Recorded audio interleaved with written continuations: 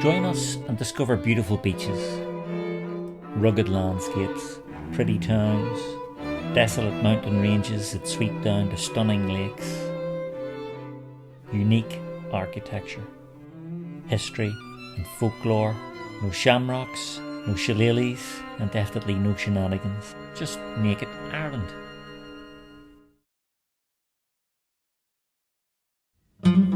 Now this iconic building is perhaps as significant to Clonakilty as St Paul's is to London or Notre Dame to Paris. Kind of. It's the headquarters of Clonakilty black pudding. Now don't tell me you've never tasted it. Today, you might say, we're at the epicentre of the black pudding world. But before you click away hurriedly from this channel, there's more. In fact, we're obviously visiting the town of Clonakilty in County Cork, and it's very beautiful. It has a beauty even to outdo its amazing black pudding, so stick around and I'll show you the town. I started my walk where I parked the car in Bridge Street, and this was my first real view of the town. Not bad. And just across the way, there's this statue of a man who has close associations with the town, none other than Michael Collins himself. Now, if you're viewing from outside Ireland and perhaps don't yet have a full grasp of Irish history, Collins was perhaps the most significant Irish soldier politician of the 20th century. He was Director of Intelligence for the IRA during the War of Independence and was one of the founders of the Irish Free State. He was killed in an ambush by anti-treaty forces north of here during the Civil War. So we go on to explore.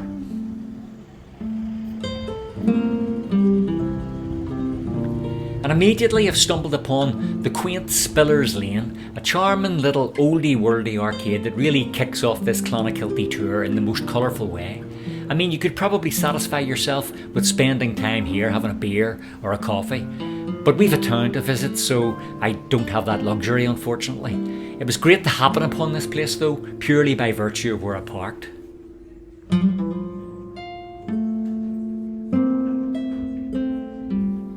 We'll avoid the elephant in the room.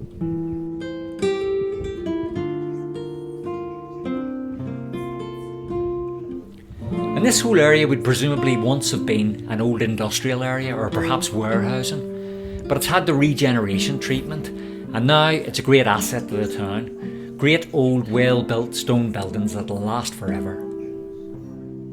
Got such a lovely day for my visit too. You'd swear it was summer. It's actually October, believe it or not. So I went back out the lane the way I came in, passing Spillers Lane Gallery on the way. And that's the Church of the Immaculate Conception just opposite us. And so on up Bridge Street. And around the corner into Pierce Street. Now here I think we really get a feel for the charm of Clonakilty, or Clon as it's often shortened to. There's some lovely shops with gorgeous shop fronts, and we find ourselves in the centre of a really animated town with lots going on. So a little bit about Clon. It has just over 5,000 residents and, unsurprisingly perhaps, as I look around, it won Best Town in Europe in 2017. That's some achievement. But not resting on its laurels, the town went on to be named Best Place of the Year in the same year by the Royal Institute of Architects in Ireland.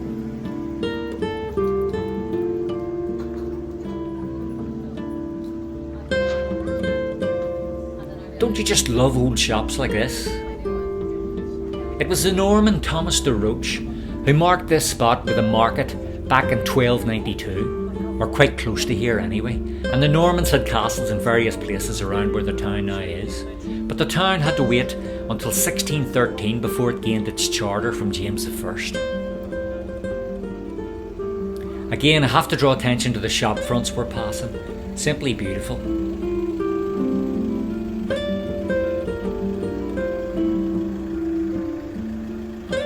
And look at this row of pastel coloured buildings. Have you ever seen a row of shops in such harmony with each other?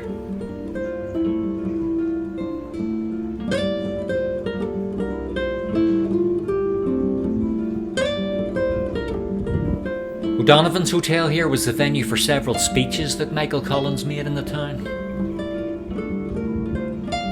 Now there's a nearby busker interfering with my theme music, but that's fine, we'll just call it an avant-garde mashup. And as you can see, the street quite rightly favours pedestrians, and the one lane available for traffic seems to be fairly congested. And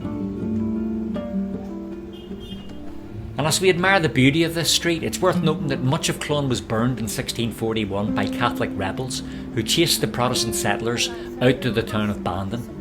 But every action provokes a reaction, certainly in war anyway, and the following year the town was retaken by a Protestant force. No sooner was it recovered that Catholic rebels once again attacked the town, killing the 2 Scottish companies who refused to retreat, and the town was taken back again by a Protestant force who drove the rebels out to the island of nearby Inchydoney, where 600 of them were drowned at high tide. So many lives lost in the struggle to hold on to this town. I think I'd want to hold on to this town if it were my town though. And look how clean the streets are.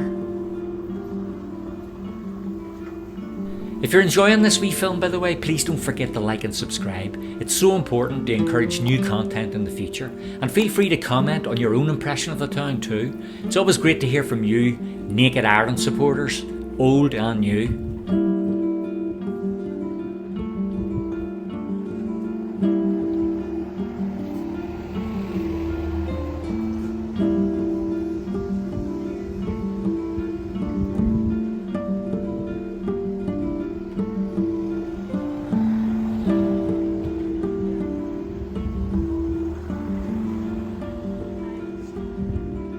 So we're just at the junction now of McCurtain Hill.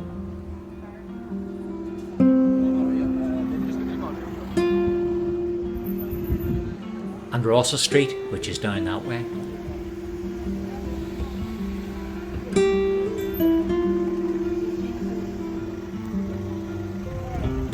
And we're going to head up Ash Street, which begins with this lovely open space, again surrounded by lovely shops.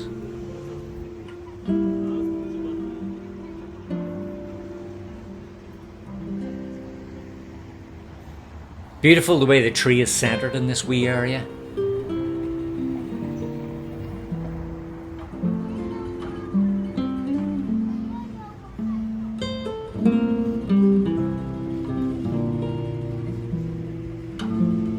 And that shop, I've no idea what that is.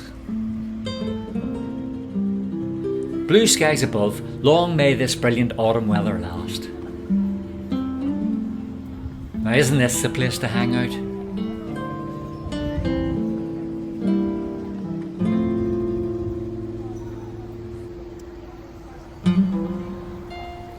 Sorry to plunge you back into the darkness of battles past again, but in 1691, during the Williamite War, Clon was again a venue for battle.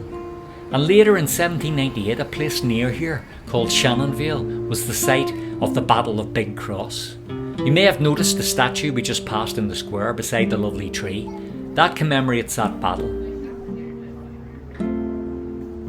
So I think we can safely say that history has left its mark here. As we walk on up here, just a reminder that if you really like these Naked Ireland videos, you can now support their production by buying me a pint. It's really easy to do. You just click on the link in the second paragraph of the description beneath this video, and that'll take you straight to the donation page. It's so easy. And it's so great to have your support. In fact, I couldn't do without you guys. But of course, liking and subscribing is great too, if you're not in a position to do that.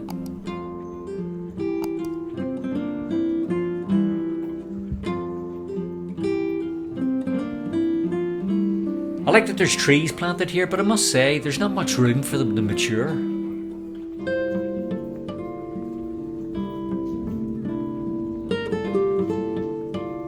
A nice little clock up there on the left, I think it's a jeweller's. It's just all so perfect, this place.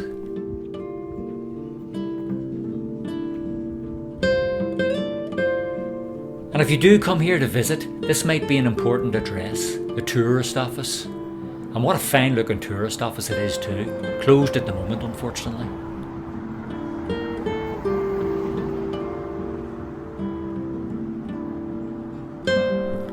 Now I'm at the junction of Clark Street and James P. O'Regan Street.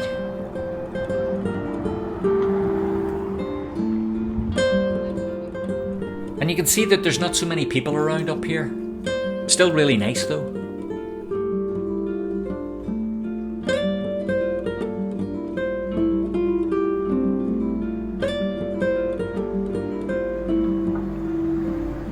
And via the magic of the edit, I'm now heading back down the street.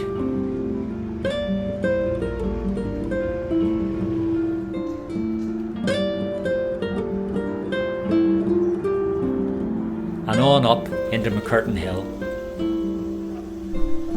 Now, aside from this being another astonishingly beautiful street, it's obviously named after Thomas McCurtain. McCurtain was a previous Lord Mayor of Cork City, where there's also a McCurtain Street. He was a member of the Gaelic League, as well as a number of other cultural and political movements, including being a Sinn Féin politician. He commanded 1,000 Irish volunteers in Cork during the Easter Rising and became a commandant of what became the IRA after the failed Rising. He was shot dead in front of his wife and son by men with their faces blackened in 1920, who were found in the inquest to have been members of the RIC, the Royal Irish Constabulary. Amid the outrage that ensued, the inquest passed a verdict of willful murder against the British Prime Minister of the time, Lloyd George. The RIC perpetrators were later all killed by Michael Collins's infamous 12 Apostles Brigade, but that's another story. But back to Clonakilty's culinary delights again. This is Edward Toomey's Butchers, where the famous Clonakilty black pudding was born. Only the Toomeys claim to have the recipe, so if only you could get into the safe of this humble butcher's. Although it doesn't look that humble, it looks pretty swish actually.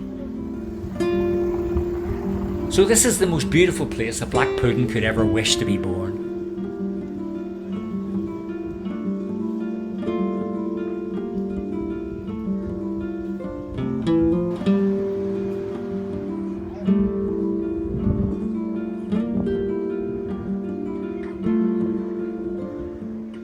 And as we pass down another little alleyway here, again, such a lovely atmosphere and great looking shop fronts again.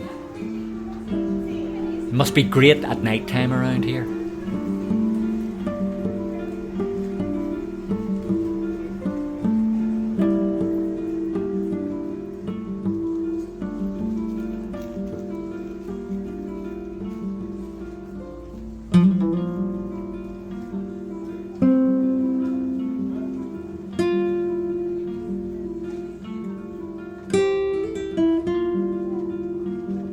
And then there's this amazing little pub, literally little pub, as it's called, Chalk Bug, the Little House. Nice place for a wee pint maybe, or is it a bit touristy?